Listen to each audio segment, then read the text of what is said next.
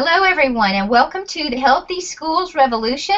It is my honor and pleasure to introduce Gary, I want to say Appelsie because I think of apples, but it's Appelsies, who is, It's okay. That's why I have the play on the name of my company, which I is know, but it makes me an want apple a day. So an apple a day. For an apple a day, you can get Gary, which is phenomenal. And Gary is actually a graduate of the Institute of Integrative Nutrition, where I also graduated from. So we are alumni together, and Gary is doing great things in the world. He's been out there longer than I have as far as helping with health and nutrition of children. And so, and also you're a chef, which I think is phenomenal. And I think everybody that's going to join us today, parents, teachers, school administrators, are going to get a real bang for their buck today when they hear what you've been doing at the YMCA. So thank you for joining us. thanks for having me, Carmen. It's really great to be with you. So you're going to tell us, I said a little bit about your background, but why don't you're going to know it better than I do. Why don't you share a few cool things with us about who you are and what you're up to? Sure. So I've been teaching health and nutrition for over 20 years. Been, very active in the world of nutrition, and my passion is taking care of kids and families. I do a lot of work around childhood obesity and diabetes prevention, and I work with a lot of nonprofits and communities to help get families and kids and communities healthy. Wow. So you're actually going to maybe put some of the pieces of the puzzle together for us today. And I know you sort of gave me some pre-scripted questions I could ask you because we want to be very focused and deliver great content to the parents, but we also want to give them action steps. So why don't you tell us about the work that you've been doing at the Marin YMCA? What's been going on there? Sure. Sure. So, at the Marin YMCA, and part of the whole YMCA program is the YMCA a few years ago came up with a program called HEPA, which is Healthy Eating and Physical Activity. And here in Marin County, in the San Francisco Bay Area, we decided we really wanted to have a commitment to healthy eating and physical activity for all of our after-school sites. So we really started 2 years ago, and one of the first things we did was we asked people to be champions for the cause. And we really brought people on from our child care sites and asked them to really be passionate and really help us work with kids and teach kids about healthy eating and physical activity. So we started with them being champions. We meet once a month. We've talked about a lot of things. And now, 2 years later, we're serving over 800 kids at our child care sites, and we're feeding them good, healthy food. We've gotten rid of all of our sugary snacks, all of our sugary beverages. It's been an amazing feat that's happened over the past 2 years, and it's a testament to how we're doing, what we do here, and it's a testament to all the people that are passionate about helping kids stay healthy. We work with a budget of 65 cents per day per child, which is not a lot of money when we're talking about keeping kids healthy, but we have found ways that we can get good, healthy fruits and vegetables and snacks into our after-school sites and really modeling the proper behaviors even on a limited budget. Wow, that just opened up a whole myriad of questions. But my first thought is, again, in thinking in simple terms, is like, well, okay, Gary, how did you walk into the YMCA? What did you do? Did you say, can I speak with the director of child care, or can I speak to the director of after-school programs? Let's give parents the real simple, what did you do?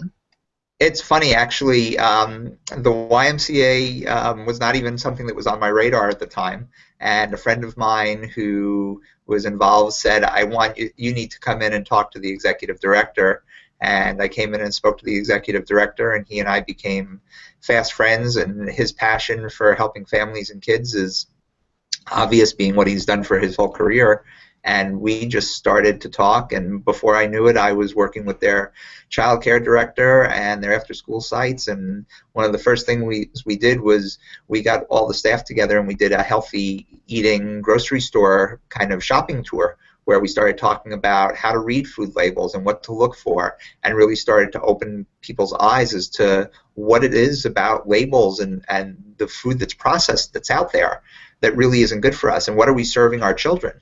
And then once we started looking at that, light bulbs started to go off, and we really said, we need to do something, and we really need to do it fast. And, fast is good, but, it's been a 2-year process so far, and now we're at a point where we're going to take it to another level, and we're actually going to introduce a lot of these standards and a lot of these things to our to the membership here at their YMCA, because the membership and the rest of the staff need to learn about it. So actually in the facility itself, we're going to start teaching people about it.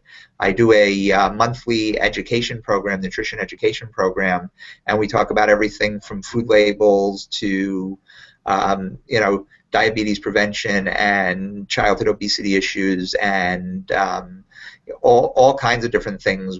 How to eat, what's good to eat in terms of fiber, what to look for when you go out for dinner at a restaurant, and all kinds of different things. And I do that once a month, and we get a nice turnout to those classes as well. So it's really become a passion of mine.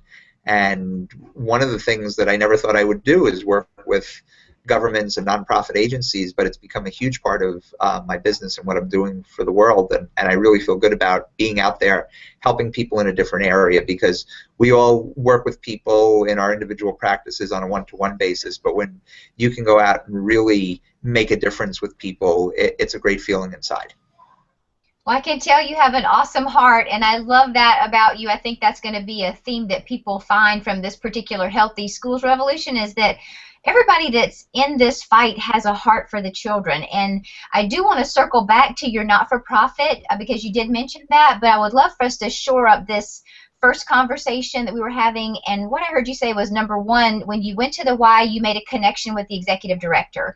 And then the second thing was that you educated the staff that were, selecting food for the children. So now, after you've educated them, can you share with us the process that happened in changing out the bad food to the good food?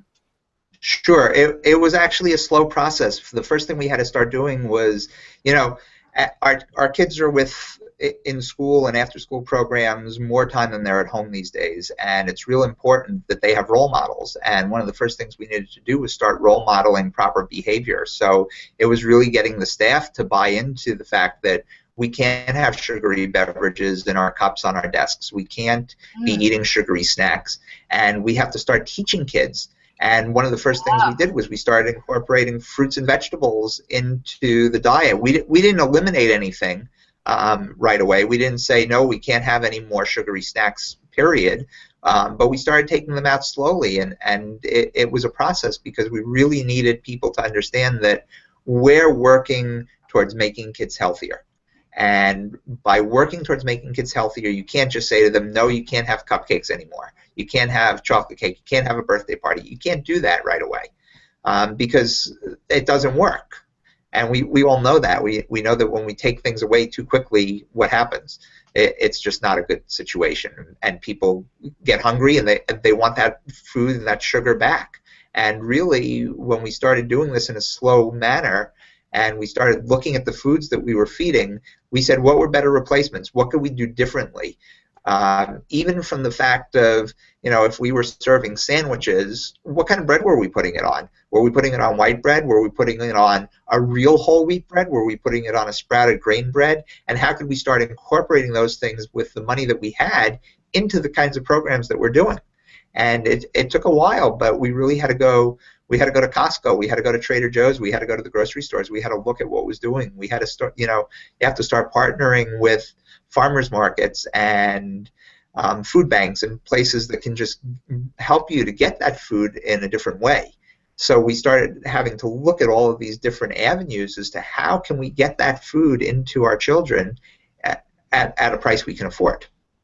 And really, now what we're doing is we serve family style, and the food is out there. And guess what? Kids are picking up tomatoes, and they're picking up cucumbers, and they're picking up carrots, and they're having a great time. And when it's not there, a lot of times they're saying, "What happened? Where is it?"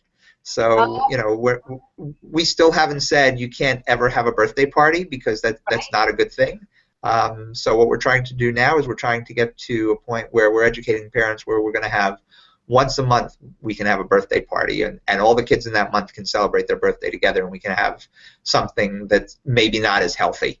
But even in terms of looking at that, we'd like to serve fruit-based pies and enjoy things that way, and where there's more fruit involved, so that the kids are at least trying to get something healthier into their diet.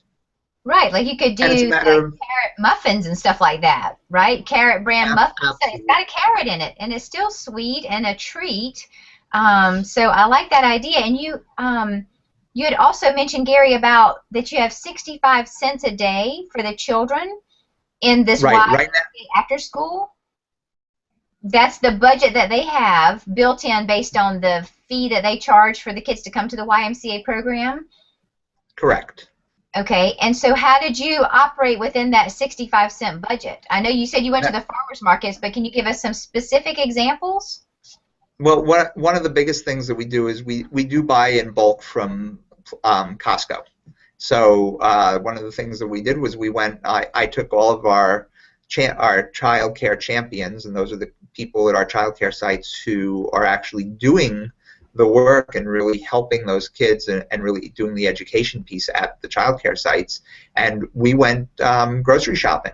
And we went to Costco and we looked at many, many different items. We looked at what we had, what we could get, and we started reading food labels and we said, what are the better options? What are the better choices?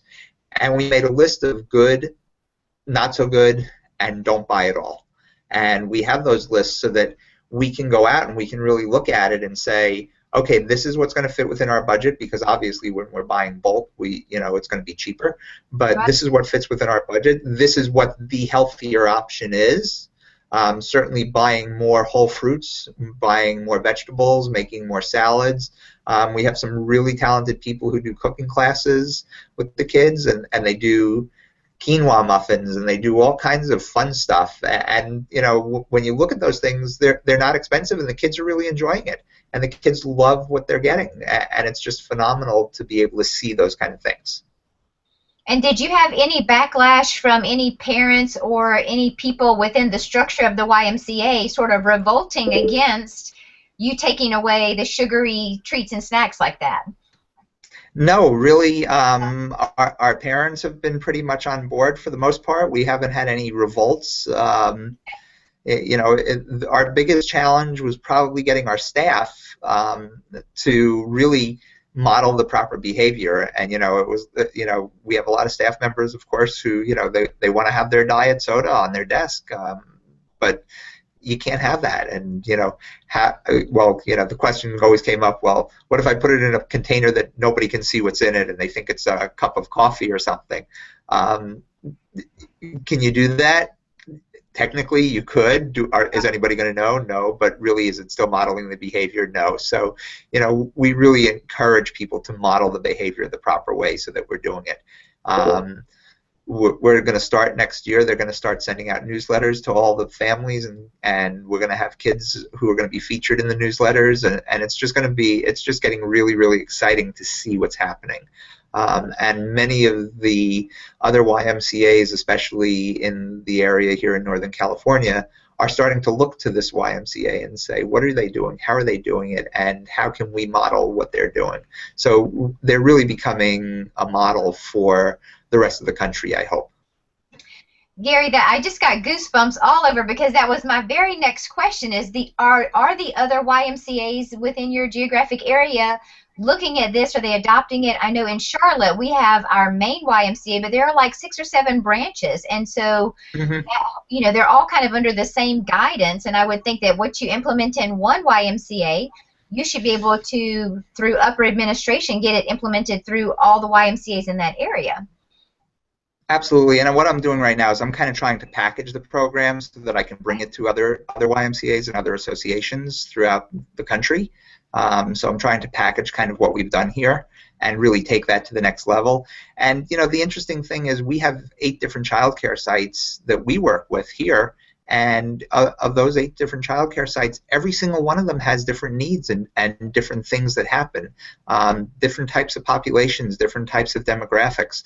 So you really have to be very flexible in these types of programs, because there are some areas where you're going to work with some very underserved populations, and there are some areas where you're going to work with populations that have wealth and prosperity. And even in those areas, there's still things that are lacking. So how do you get that education out there? And it's a process. And a lot of people think, oh, we're just going to do it, and we're going to do it, and it's going to happen overnight. I'll tell you, it doesn't happen overnight. It's a process. You have to, but if you're in it for the long haul and you're going to do it, you're going to see results in the long term. And it's just like, you know, when we talk to people in our private practices about making lifestyle changes and making those lifestyle changes slow to be sustainable for the rest of their lives, that's what we're doing right here. I love it, and I keep thinking of things we want to go back to, but I do want to recap for the parents that, you know, you said a couple of very important things, and there's some of the mantras that I tend to live by as well. I try to keep things simple, number one, and number two, like you said, it's baby steps. This is not a race. This is a journey, and so for parents that are trying to make changes, for, you know, we're going to have YMCA staff that are listening to this broadcast.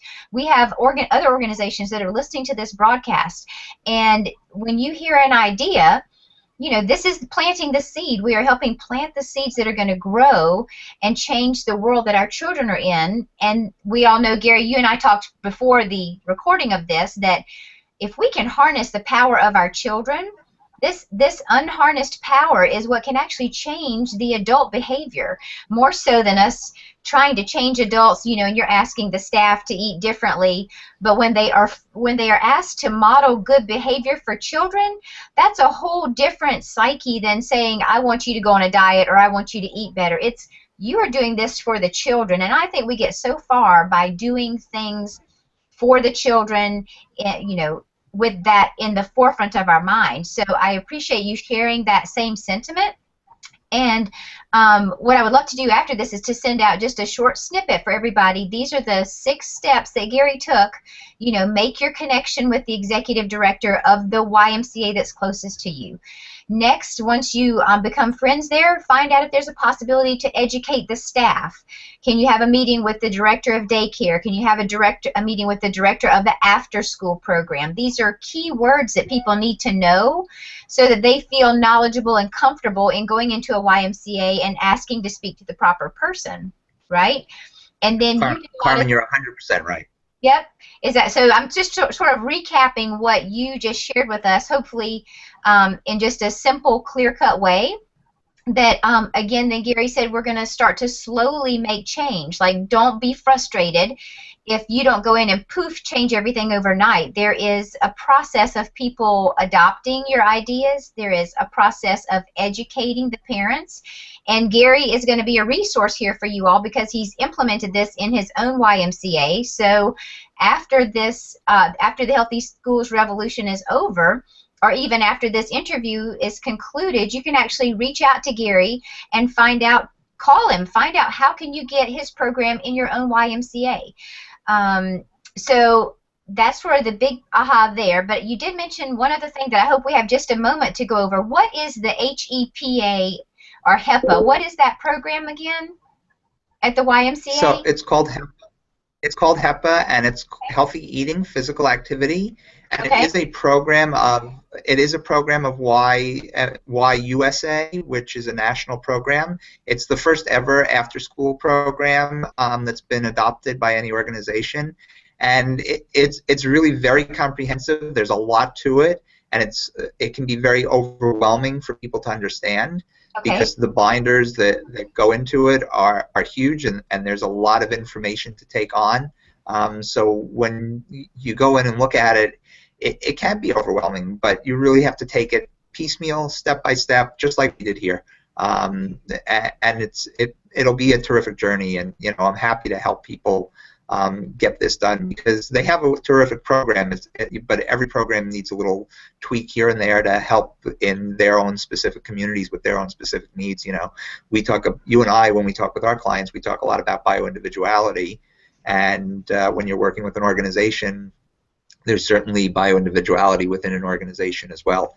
You know, every organization is different. Every place in the United States is different. You could have 2 organizations. You know, you could have a YMCA here and a YMCA where you are on the East Coast, and you know, they're going to be very bio-individual in terms of their populations and what's going on in their communities. And we have to be able to work with those things. Well, I think you've definitely gave tremendous value to our audience today, just showcasing what you have done at the YMCA in your local area. And in closing, I'm just looking at the little notes we had here. What other programs are you involved in that touch the lives of kids? I know you're into a lot of things, so I'd love to hear a little bit more about what you're doing on a personal level.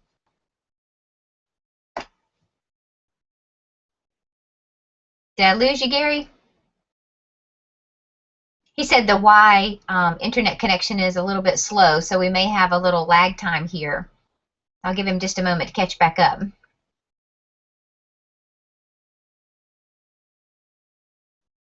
I'm looking in the corner to see his picture. Gary, it looks like we may have lost you.